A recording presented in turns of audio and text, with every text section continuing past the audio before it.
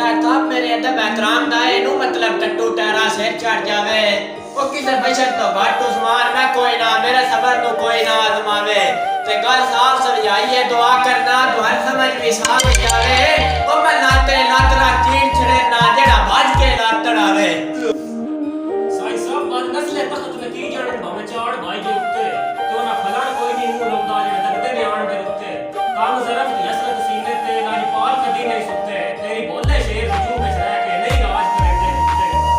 भाई यार ऐसा कदी साडे भी वतन ते बल्ले बल्ले और उता सा में ढेर हटाइयां ते तक्के दित्ते आई सज्जण उठिंदे ना साथियो गड़ियां भी आईयां ते बख्तां दे दौर दे विच जिन्हां बंदियां तो जुतियां भी ना चुमाइयां ता जोए बंदे आकड़ के लग बैंदे तेरे रंगे बाड़ा बसाइयां साईं साहब मेरी नस्ली होवन ते कोई शक नहीं अल्लाह पाक दी खास अता हुंदन ते बेली रोज में जावन ते बेलियां दे अल्लाह जान दा ढेर हजा हुंदन ते जेड़े बरात दा जंदी कान ना वेखण ओ भी कोई अकल